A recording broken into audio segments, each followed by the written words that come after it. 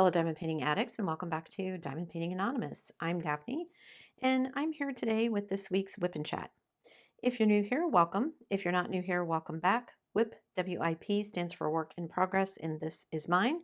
You are welcome and encouraged to go grab whatever you are working on and work alongside while I chat, or alternatively, you can treat this as a podcast and just listen while I chat. Today, I'm going to be working on my kit for drills and chills. This is Halloween.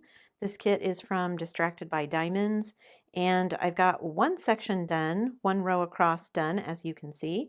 So I'm going to zoom into the section where I'm going to be working, and I will be right back. Don't go anywhere. All right, I've got my timer started. I've got some drills poured out, and I'm ready to jump in.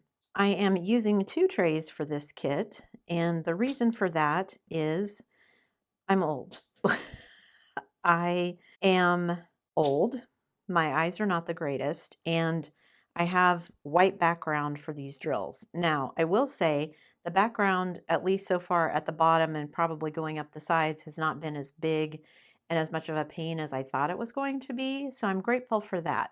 However, I normally use a white tray, and then I can see my drills. But because the drills are white, putting them in a white tray, it makes it harder for me to see the ones that have extra pieces on the side.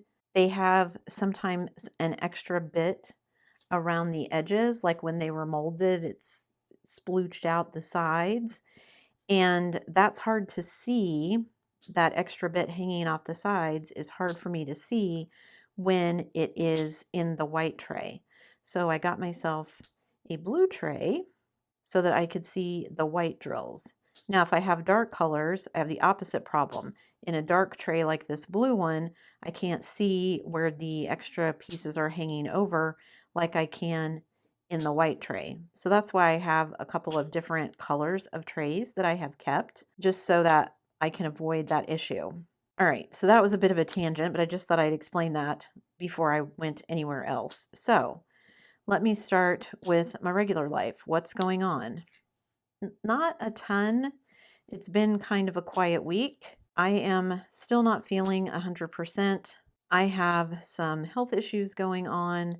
That has been a source of anxiety for me. So in addition to not feeling 100% because of whatever it is that's going on, whatever it is, I'm just super tired. And I'm getting things done that I need to do, but I don't seem to have any extra energy. I just feel like I spent a lot of time sleeping this week. So it was kind of a quiet week, not a whole lot going on. Spent time with hubby, more of our waiting game. We are still making plans. I spent quite a bit of time playing phone tag this week. I have several different retirement accounts, and I've talked before about hubby and I wanting to figure out what we're doing. Anything that is tax deferred makes your taxes a little more complicated when you're filing basically as an expat if you're a U.S. citizen living not in the U.S. Hubby and I were trying to figure out what we wanted to do. I was trying to figure out what I wanted to do. I have a small retirement account from when I very first started teaching. It was my first teaching job, and it was essentially a 401k through the school district that I worked for.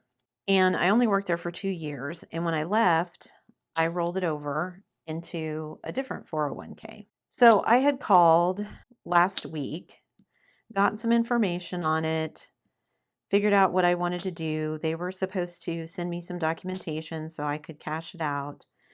They sent me the documentation. And as I was going through all of it, I'm like, okay, I have so many questions. They had the wrong address. They listed that I was employed by this school district, and the reason I was withdrawing it was that I was terminating employment. And I'm like, I haven't worked there in almost 20 years. I don't understand what is going on. And basically, I was talking with someone who's like not the broker, not the licensed person, whoever it is, like an intern, I guess, sort of. So we played phone tag for a couple of days, and then after I called with all my questions, she apparently was like, let me have somebody else call you with all of this. So he called me, and he was very nice, very personable, and we chatted about what was going on. For whatever reason, yes, they had my correct address, but it had never been transferred over to the actual retirement account. So he said, we can do that, no problem. However, if I'm going to cash it out, the fact that I'm changing the address means it's going to take like an extra 10 days or something, I think he said, because they'll want to process the address change before they process the cashing out of the account, which I get. And I said, that's fine. It's not a huge amount of money. It wasn't a huge amount of money going in, and it frankly has not done very well in the 20 years that it's sat there. I mean, it's kind of ridiculous how small it is. And when I talked to the first person, she had told me that I could withdraw it without a penalty. Well, it turns out that's wrong. I do need to be 59 and a half to avoid the penalty, which I am not. However, it's a 10% penalty. The 10% penalty is kind of negligible because it's such a small amount. And it will actually save me money in the long run to not have this account and have to report it on my Canadian taxes because the thing is, it's so dumb.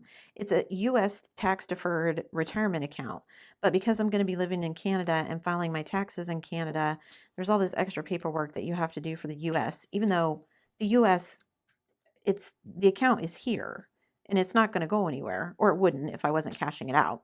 So anyway, long story short, too late, I know. I am going to be cashing it out. It's the 10% is kind of negligible. I still have to pay the 20% in federal tax that they're going to pay out, and they have to withdraw, I guess, 5% for state taxes, which I don't know if that's because of the kind of account it is or if that's something new. It didn't used to have to withhold state, just federal. So not that it matters. Again, it's kind of a negligible amount, so whatever, they're going to do it. So I'm going to cash it out and use it to pay some bills. And then that will mean one less thing to keep track of when we move to Canada for our tax deferred accounts and whatever that we have to report on. I still have several other retirement accounts. This isn't my only retirement account. So for those of you who are worried and encouraging me not to cash it out, it's the smallest of all of them. It really isn't a big deal. I do have other accounts that I have and I will be keeping. So it's all good. We are still waiting for the disbursement from hubby's retirement account. His basically the way it works is it went into this employer funded thing. Now he has to withdraw it and put it in. We're putting it in an IRA for him, but he can't have any more contributions to it until it is disbursed. Then he can start over again if he wants, but we're having to wait on that. So he can't go back to work until that arrives. And apparently they only do disbursements like that once a month. So we filed it last month and didn't hear anything. So hopefully we'll hear something soon that it came through this month. I also, one of my accounts that I got for my dad, it requires that I take a minimum distribution each year because it's not really my retirement account. And I guess that is based on what my dad's age would be if he were still around. So because he would have been in his 70s, I have to take out a certain amount each year. We were asking questions about cashing it out and or rolling it over. There's one I'd like to roll over, one I'd possibly like to cash out. And we were told he couldn't tell me anything until I took the minimum distribution. So I've taken that. That money finally showed up. So that will be a help. I can put that in the bank. That will help pay some bills because I just realized that I'm pretty sure our car insurance is going to be due this month. So, ugh. And we usually pay 6 months at a time because we get a big discount for doing that. You guys, insurance, just medical insurance, house insurance, car insurance. I saw a meme on the internet the other day and it was like, isn't insurance great? You pay every month for nothing. And then when you want to use it, you get to pay some more. And I'm like, that is so true. I get the point of insurance.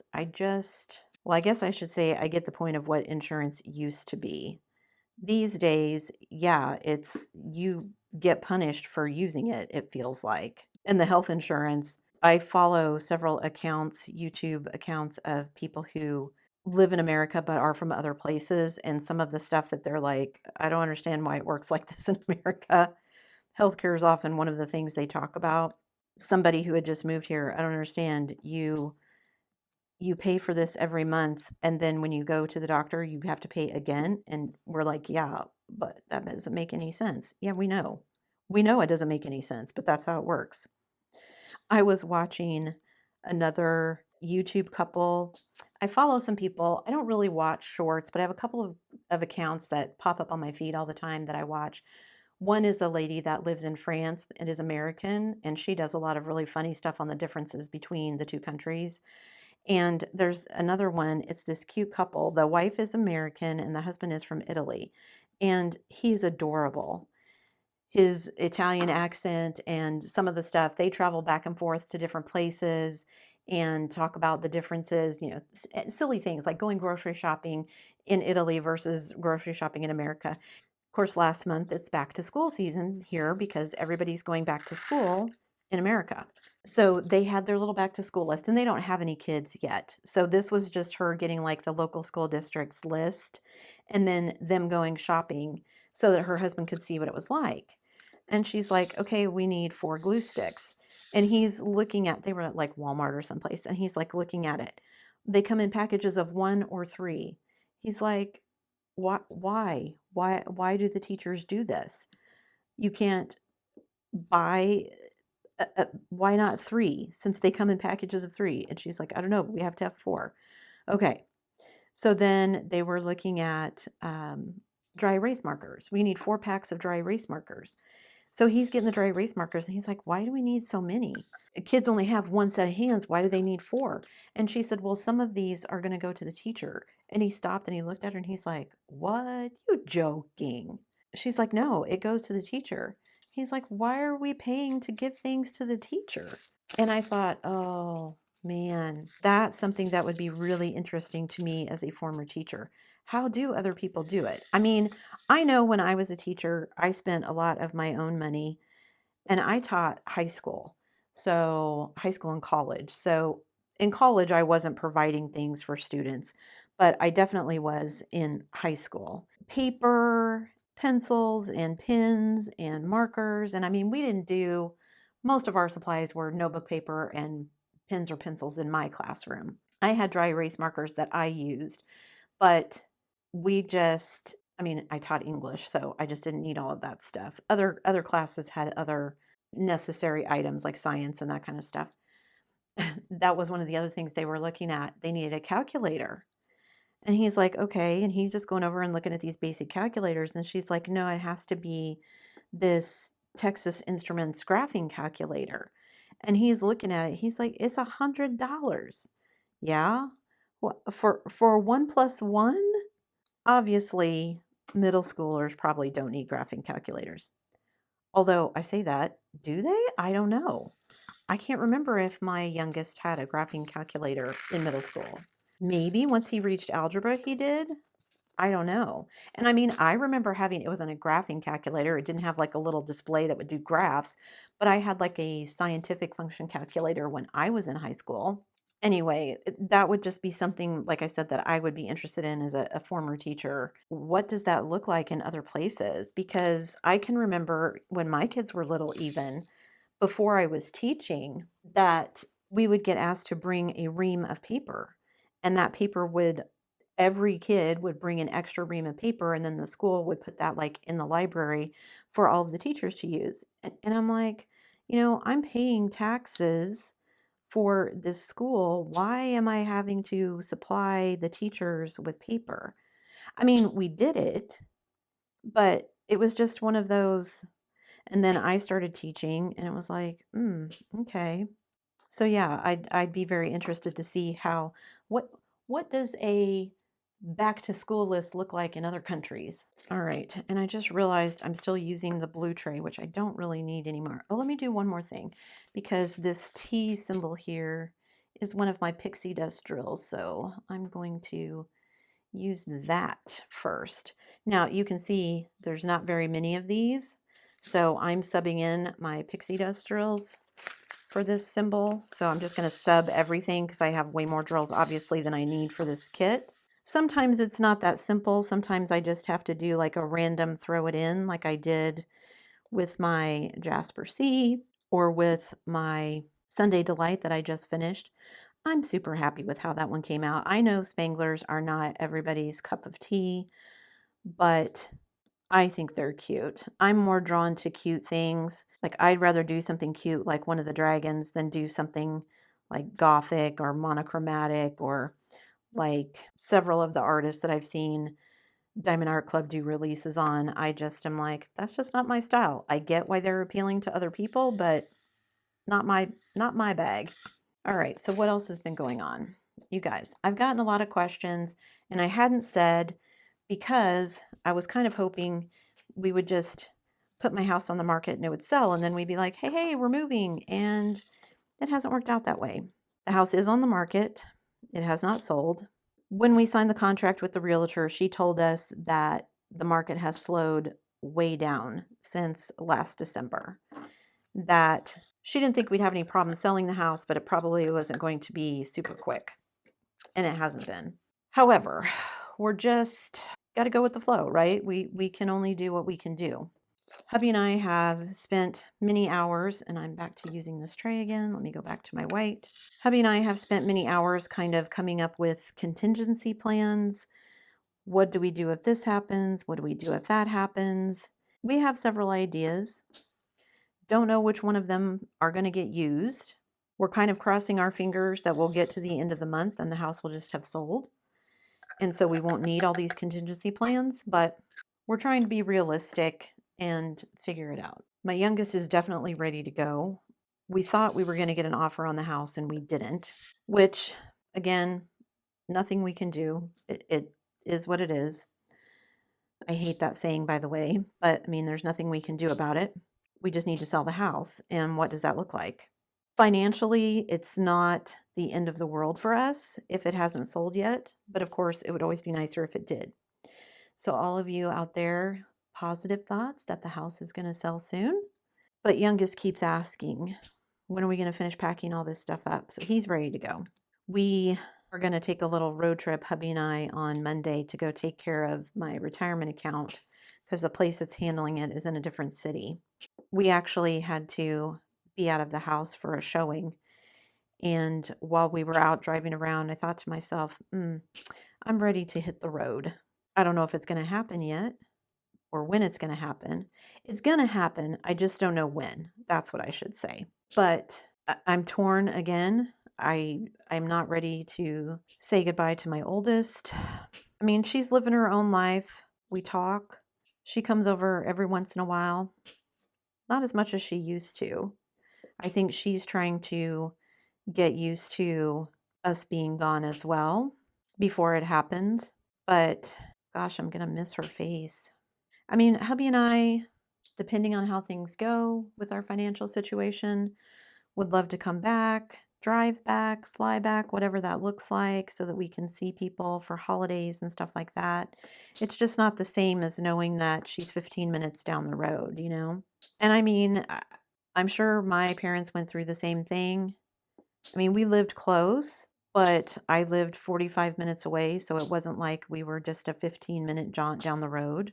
Even though we were that close, we only saw each other on holidays, birthdays, family gathering type days. I mean, I talked to my mom a lot on the phone, but wasn't every day. And she's been on her own for a couple of years now, so it's not like she just moved out and this is something I just have to get used to, but it is something I just have to get used to. And I saw a post from somebody that was like, I'm moving my youngest into his college dorm.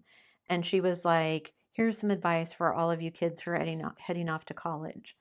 If your parents spend extra time hugging you, kissing you, saying, I love you, they want to hang around in your dorm room to eat pizza with you before they leave, if they want to meet your dorm mates, whatever, just let them do it. Because yes, as a college student, you're moving on to a new phase of life, but so are your parents. And I mean, in her case, it was her youngest, so they were kind of that whole empty nest thing. I don't quite have that, but I get the sentiment. So yeah, it's an adjustment. It's going to be an adjustment. This color, I'm substituting 1 for 1 again. I do have quite a few of this color, but I also have a big bag, so I'm just substituting wholesale this one. Not sure how it's going to look because it's in the leaves, but I already did one with it, and it looks okay, so I'm just going to go with it. Sometimes you can't tell until you get all the way done how it's going to turn out. And I always kind of look at it as If it really, really bothers me, I can go back and pick it off. I have never once done that. It's never bothered me that much. I always get done and think, that looks good. Or at least it looks good enough that I'm not tempted to go back and spend a bunch of time pulling off drills and then putting different ones on. Uh, okay. I think that's everything that I needed to tell you about my regular life. So, yeah, positive thoughts that whatever's going on health wise, I get figured out and taken care of, and positive thoughts that our house sells soon. All right, on to my diamond painting life. So, what's going on in my diamond painting life? Again, kind of a quiet week. I mean, I didn't do as much working on things as I should have because I was not feeling 100%, but sometimes you just gotta take a nap, right? That's what I'm telling myself this week. So I finished Sunday Delight. I started working on this one. This one I don't think is going to take me very long. If I work on it consistently, maybe a week, maybe a little bit longer because I don't know what consistent will look like at the moment, but I am working on it, so it will get done. And then I can move on to the Christmas one that I want to do after this. I have I have several other Halloween kits that I could do if I wanted to do a second Drills and Chills kit. Since Drills and Chills runs September and October, I think I would have enough time to do both. Maybe. Again, depends on what's going on in my real life, but that's kind of my tentative plans at the moment. I have a Want Series kit I kind of want to do, but it's kind of big. And I was putting it off because I don't want to be in the middle of it if suddenly the house would sell. And then we're like, oh no, now I have to figure out what I'm going to do because I've got to have something small to do on the road or whatever. I mean, it doesn't have to be super small, but not as big as the one I'm contemplating. So, and maybe once I do the other one, once I finish with this one and I've done the Christmas one, maybe I'll just want to move on to something completely different. I won't want to do another Halloween one, but we'll see. Halloween has never been my favorite holiday. I mean, the candy part was nice. I always enjoyed that as a kid, but I'm just not into spooky, creepy, scary things. So Halloween has never been my jam. Yeah, so I'm not quite sure what I'm doing after the Christmas one, but I'm sure you guys will be the first to know. You'll be the first ones I share with. I did go check out a couple of different stores to see if there were any new kits I wanted to buy. No luck. Nothing just leaped out at me and said, oh, I absolutely have to have this one. I got super excited because I saw that Oraloa and the artist that did like those travel poster ones that I have had released one that was another foreign country. And I was like, oh, please, please, please let it be a winter one. It's Tokyo, Japan, but no, it is spring cherry blossoms. So it's really cute and I like it, but I already have a spring one for my 3 series. I really want a winter one to kind of complete that 4 seasons panel. So I didn't get that one. So I'm crossing my fingers. That artist is still coming out with various kits, but yeah, fingers crossed. Crossing my fingers a lot for stuff this week, aren't I? So I had a bunch of people asking me over this last week if I would show how I loaded my glue dots in my pen. So if you missed the video where I did that, my goals update video, the first part of that video, I showed how I load my glue dots in my pen. I would have thought that was not going to be very interesting to people because other people have covered it. I mean, I watched other people's videos on how to do it. So I just kind of assumed, hey, somebody's already got a video out there. But lots of people were very interested in how I did it. I got lots of feedback about it. That kind of got me thinking, I have ideas for videos that I often decide not to do because I think, oh, it's been done to death, right? Everybody's covered this, that, and the other. And like the glue dots, I hadn't done a specific video on how to load the glue dots because it seemed like it would be a super short video. I mean, I do more long form content, not short form content. It just, again, seemed like something that had already been covered, so I figured why. But I got such good feedback from it, and so many people who were like, oh my gosh, thank you for showing me this, that maybe the things that I watch just aren't out there anymore.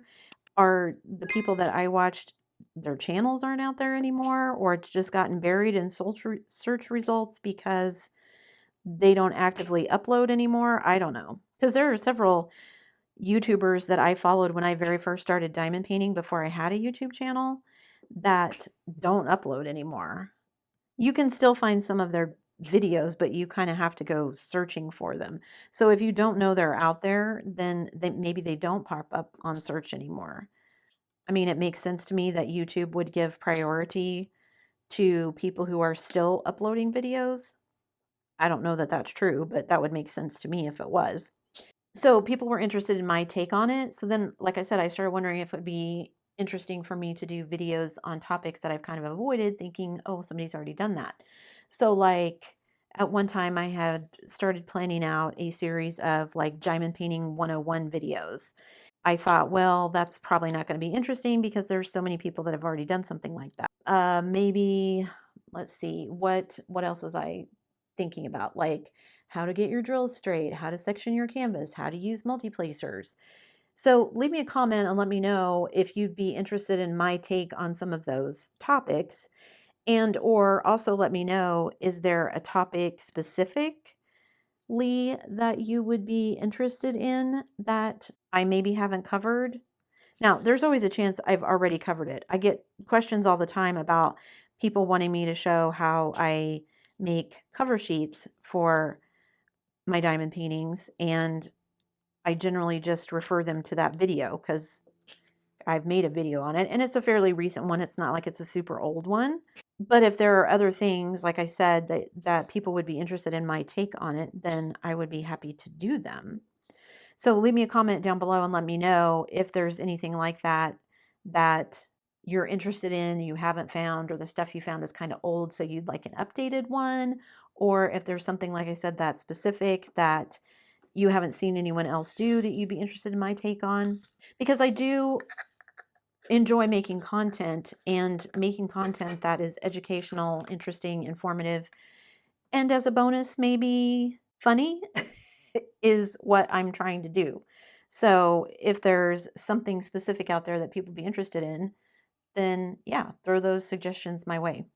All right, what else did I want to talk about? Oh, you guys, a couple of things. So have you seen the new stuff from Diamond Art Club, the trading cards or collector cards or whatever they're calling them? After I saw it, I was talking to my husband about it, and I was like, when I first started diamond painting, there weren't all these things. I picked it up during the pandemic, like I think a lot of us did, trying to find ways to occupy our time because we were all bored out of our skulls because we couldn't go anywhere.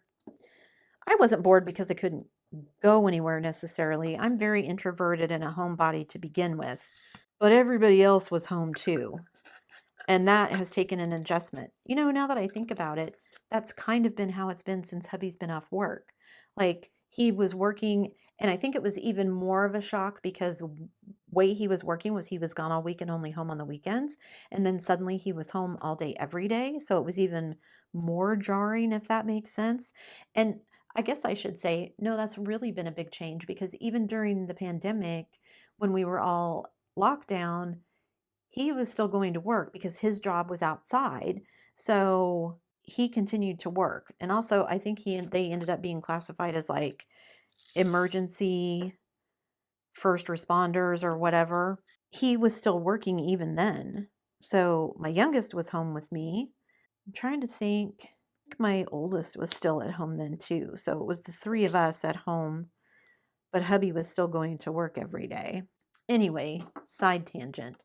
So when I first started diamond painting, there were only a few like premium companies: Diamond Art Club, Dreamer Designs, Distracted by Diamonds, tons of budget companies, and then Amazon started carrying them. When I first started diamond painting, Amazon didn't have very many. They had some, but not very many. I bought a few to see if I would like it because I told my husband I'm very much one of those jump in with both feet without looking sometimes, a lot of times. And I knew it was something that I could very easily go overboard with. And at the time, the world was crazy. We were under lockdown. Who knew what stuff was going to happen? I didn't want to spend a bunch of money on a hobby that I wasn't sure I was going to stick with. So there wasn't all this stuff. There wasn't all these different kinds of storage. There weren't all these custom pen makers. There weren't all these people who were 3D printing trays. It was a completely different landscape in 2020. So it's kind of interesting to look back and see how things have changed since then. But when I first started diamond painting, Diamond Art Club and Dreamer Designs, those are the two that I kind of followed. Orloa didn't exist yet. And those are the people that I kind of followed, and every week they would have their new releases. And that was pretty much it.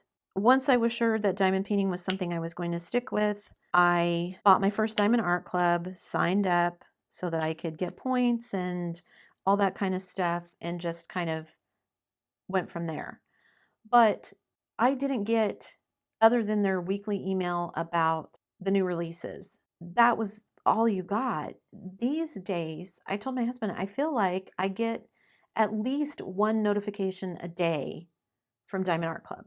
And it's not just, hey, this is a new release that we have coming out. It's, hey, did you see this stuff? Hey, we have this new product. Hey, we restocked all this stuff. When I first started, it took them forever to do restocks, which was a large part of people's FOMO, because if you didn't get it when it very first came out as a new release drop, it could be months or years until they restocked it. And so I think there was a lot more of that going on then, because people were like, yeah, if I don't get this now, I'm going to miss out. That's not true these days because, like I said, it feels like every other week at least, if not every week, I'm getting a text message about a restock. Of course, they still have their weekly updates or new releases, but I just all of their new stuff, the mini dazzles to compete with the paint gems, the little stand-up acrylic things that really nobody but the budget companies carry. And then they came out with the small framed ones. Then they came out with coasters, and now they're doing these trading cards. And I just thought, oh, what is this now? So I went and I looked at all of the information on how the trading cards, collector cards, whatever they're being called, are going to work. And I just thought, I get, as a kind of marketing gimmick, I get where they're coming from. But as a consumer, one, it just seems like a way to make people angry, because they're only going to be in certain kits produced after, I think it said July 2024. Well, here's the thing. So, like my Flower Crazy, it came out, I don't know, 2022, I think. I had to wait until 2023 for it to restock, and I got it. Now, that restock doesn't mean it was reproduced. That could have been stock that they just held back and left sitting on a warehouse shelf until they decided to restock it. So its production date is still that 2022, right? Just because I bought it in 2023 doesn't mean that's when it was produced as a restock. So I feel like there's going to be people who don't understand that, and then they're going to get some of these restock kits expecting those cards to be in there, and they won't be, which just feels like you're opening up yourself to people complaining. So that doesn't seem like a good idea. And then it said they reserve the right. Right now, they don't expire, and they're not going to change kind of whatever formula they've decided for what the prizes are. But they've reserved the right to change the prizes. I think I heard somebody say that the washi tape that they're no longer including in toolkits is now going to be a prize, which, depending on how many cards you have to get that, I think seems kind of lame, but I'm not in charge of marketing, so whatever. But that also seems like a way to make people angry too. So now you can trade them with other diamond painters, which I think is a nice concept, because obviously it's going to happen that, well, I need this one and I didn't get this one. Does anybody have this one? I'll trade you 2 of that, or 3 of this, or 1 of those, whatever it's going to be. But there's already so many people getting scammed over destashes and people saying they have kits that really don't. And I just feel like that's going to be even worse now. So that's just something I don't want to be involved in. I mean, honestly, I've never bought a destash kit, and that's kind of why, because I just don't want to take the chance on getting scammed. I would rather just wait, save up my money if I need to, get a kit, if I need to buy one at Michael's, Hobby Lobby, Joann's, if I order it online from like Diamond Dots or Walmart, or everybody seems to be carrying diamond paintings these days, rather than just trusting some random person on the internet. For people who are YouTubers and stuff like that that do destashes, that's kind of a different thing to me. These are people who have, I mean, like if I was going to do a destash, it would not be in my best interest to try and scam people because I'm on YouTube and I'm trying to do this. I would just be shooting myself in the foot, so that'd be dumb. Doesn't mean people won't try. That's one of the reasons I don't like and don't allow destash posts in my Facebook group, because it's too hard to police. There are so many scammers out there.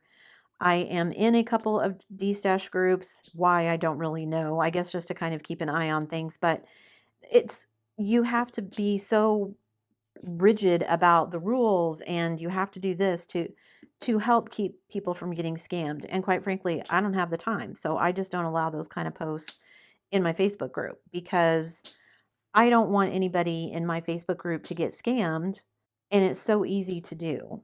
If you want to get some stuff from a destash group, there are plenty of them out there. I don't need to include myself in that. And then I don't have to feel bad if somebody gets scammed because it didn't happen in my group, since I don't allow those posts. Okay, another tangent. Anyway, so I get where they're coming from with the trading cards, but I don't want to be involved. Like, I just want good diamond paintings. And it's kind of honestly getting a little bit frustrating that every time I go to look at stuff, there's just nothing that screams, ooh, I got to have this. And maybe some of that is me because we're trying to sell the house. I've got a lot of stuff going on with the upcoming move and things like that. Maybe once we're moved and we're a little more settled, our financial situation is a little more stable, then I would feel better about buying something that I wasn't just absolutely, ooh, yeah, I got to have that. The flip side of that is if it's not a, ooh, yeah, I got to have that now, will it ever be? So I don't know. I also, speaking about this, the other thing was I came across another new to me diamond painting company. I saw somebody else unboxing and I went to go check the company out because I'm always on the lookout for a new diamond painting company. And it was somebody doing licensed diamond paintings. So I was like, well, let me go check it out. I go check it out. I look at all of their pages. I look at their About Us pages. I look at their privacy policies, their shipping policies, their return policies, all that kind of stuff. They don't seem like drop shippers. Everything ships within 48 hours, it says. But because of that, you have that 48 hours to cancel. After that, no refunds. Which, okay, as a business, I get where they're coming from for that. And I can appreciate that they're not drop shippers. But the thing that I noticed looking through all the images is they all seem like AI art. They did have artist names on them, so it appears that they are licensed diamond paintings. But I mean, how do you really know? Anybody could slap an artist's name on there. I mean, you'd think if the artist's name on there, then you could contact the artist and be like, hey, is this really you? But if it's just some random name they made up, how would you know, right? So looking at, and they don't have a huge selection, which again, if they're not drop shippers, that makes sense that they wouldn't have a huge selection. But it just looks like a bunch of AI art to me. All the color schemes seem very similar, that kind of hyper realistic images that you get with AI, the portraits of women with flowing hair and something surrounding them, leaves, bubbles, whatever it is. And not that they're not nice images, because they are, but they look like AI. It looked like there were only 3 different artists for all the images, which if they're a new company, maybe that's not unusual. But here's the thing. I'm not anti AI art. I think it has a place. I think there are some applications that it makes sense. I don't think diamond painting is one of them. I have done a couple of kits that I'm pretty sure were AI generated. And what I have found is that I feel like AI art tends to be very hyper realistic, very detailed, which means that it has to be pretty large or you're going to lose those details. And I feel like a lot of AI art just isn't big enough to capture all of the details to do the image, the original image justice. And I know that there are people who argue that tools like Photoshop could be considered AI. So AI is just another tool like Photoshop for people to do their art. I am not going to argue that point either. I mean, people have been debating for years whether digital cameras count because there are those people who will tell you that only actual film is photography. I don't think that's true, but I can certainly understand where people who say that are coming from. For me, even knowing that some artists are using AI in their process, it feels like AI art and a lot of the diamond painting images that I see, the kits that I see, are everywhere because AI is cheap, quick, and easy to produce. And two, they just all kind of look the same. All hyper realistic. There seems like it's either like cotton candy color palette or it's like that hyper realistic, super saturated color palette, and there doesn't seem to be a lot of anything else. It just I told my husband, I feel like I'm becoming that old guy who's like, "Get off my lawn." Again, it's not I can see that AI art has its place. I just don't know that I want it in my diamond paintings. I also would much rather, if I'm paying a premium price for a licensed diamond painting, would like to know that my extra money that I'm paying for that kit, a portion of that is going to an actual person to help them support themselves and make a living with their art. Now, I'm sure there's people who would argue out there, again, there are actual human artists who are using AI to help make their art and all of that. Cool. I get it. I just don't know if those are images that I'm necessarily interested in from what I've seen. Now, maybe there are people using AI in their images that I'm unaware of because they don't look like typical AI art. And if that's the case, then cool. But here's, I guess, the crux of it for me is for AI art, like Lizette did that diamond painting survey and asked, and while most people were okay with AI art, they wanted it to be labeled. And that's all I want. Like, let me, as the consumer, make the choice. Is this 100% AI generated? Is this 10% AI generated? That makes a huge difference to me as a consumer.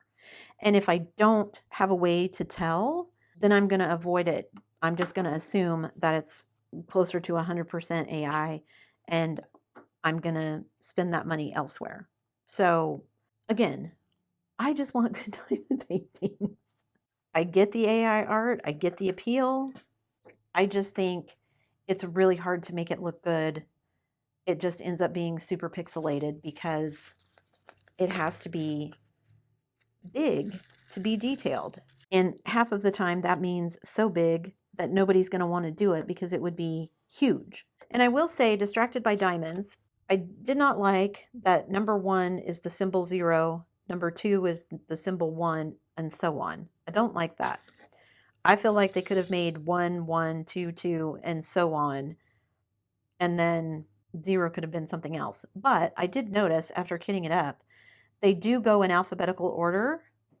It's all uppercase alphabet, then it moves to lowercase alphabet, and then it moves to weird symbols like the percent sign, the equal sign, question mark, the pi symbol, that kind of stuff. So I appreciate even in DMC order, their symbols also end up in order. So that's been nice, even if the number 1 is 0 thing is frustrating. Okay, anyway, I was talking about pixels and AI art ending up being kind of pixelated. Speaking of pixels, I was going somewhere with that. So I don't know if you guys remember, but I did a video a while ago. It's a company called Pixels, Pixyls. It's a Canadian company. And she had contacted me, the owner had contacted me and asked me if I would do one of her kits on my channel, which I did. I did a bookmark. And I enjoyed it. It's basically, instead of diamonds, it's much smaller projects. Like I did a bookmark, and you have little stickers, little square stickers called pixels, and you put them on with tweezers. I finished the bookmark. There is a bit of a learning curve, and tweezers are not my friend with my carpal tunnel. However, she seems to be doing very well. I see the pixel stuff all over my Instagram every time I'm on there. And she's come out with a bunch of new products. And I saw another YouTuber who was doing them, but it's a YouTuber who also diamond paints, which makes sense. It's kind of like paint by number, cross stitch, diamond painting, the pixel thing. They're all kind of the same thing, just with variances. Anyway, she was doing one of these larger kits, and she said she'd figured out how to use her diamond painting pen to pick up the pixels off of the little sheet that they come on to put them on the canvas. And I thought, ooh, if that truly works, I might have to go back and revisit some of those because it's flat. So all of the colors of the pixels come organized on various sheets. So like you don't need a big tray like you would with a diamond painting. It looked like it would be a nice travel option that wouldn't take up very much space if it was something like I wanted to do in the car or whatever while we were on the road. And if I could do it with a diamond painting pen instead of trying to do it with tweezers, because there's no way I would be able to manipulate the tweezers effectively in a car on a highway. I can barely do it sitting stationary at a desk. If that's true, I was like, I may have to go back and try them again and see how I like it and how it works, and if it would be worth buying a couple of smaller ones. I've thought about buying some more either paint gems or some of the mini dazzles from Diamond Art Club to have those on hand, but I haven't done that yet just because I haven't wanted to spend any money because we don't know what our situation is yet. Hopefully in the next couple of weeks, we'll have a better idea of what's going on, and then I can make some more informed decisions about what I want to do. I mean, it's not like we're never going to come back to the States. If I want to buy something and it's going to be more expensive to get it in Canada, I have options. I could buy it and have it sent to family, have family send it to me. I could send it to family, wait until I come and pick stuff up from family, like when we're on a visit or whatever. Or I could get a P.O. box that's close to where we're going to be. That would be like a weekend drive or something. So if we wanted to just drive across the border, which we more than likely will do anyway, drive across the border to do some shopping, pick some things up that we can't get in Canada, that sort of thing, we will likely do that. Hopefully I did a little bit better about getting all the stuff that I was working on in the camera. I know that somebody had mentioned, and I know there were a couple of times where I kind of was off camera working on some things, so hopefully that was a little bit better. I don't worry about it too much usually, just because I know that 99% of you are just listening to me while you work on your own diamond painting, so you're not actively watching the screen. But for those of you who are, hopefully I did a better job. All right, let me zoom out here. So I didn't get a ton done, but you can see these are one of the leaves that's going to be coming off. This is like a little stem here that's coming off of her. I'm enjoying it so far. It's not going as fast as I thought it would. Like I said, these drills I think are hard. If you've not diamond painted a lot, that probably doesn't make a lot of sense. But if you have, you know what I mean. And right now I'm doing a lot of confetti. I don't know if the whole thing is going to be this confetti heavy. I think I thought there would be more multi-placing. Like there's quite a bit of multi-placing right here, which I think is pretty much going to be, other than the white, the first multi-placing I have. And even on the white, I've been sprinkling in some white ABs. So I probably should go back and sprinkle in a couple here. I forgot to do that. That's it for me today, guys. Today was a bit of a rambler, Please, please, please keep your fingers crossed so that we can sell the house, figure out my health issues, get all of our money situated, and get on the road because that's where I'm ready to be. Thanks so much for sticking around till the end of the video. Before you leave, don't forget to do all the things. If you like this video, give it a thumbs up. Hit that subscribe button if you haven't already, and hit that bell notification icon so that you can be informed of future uploads.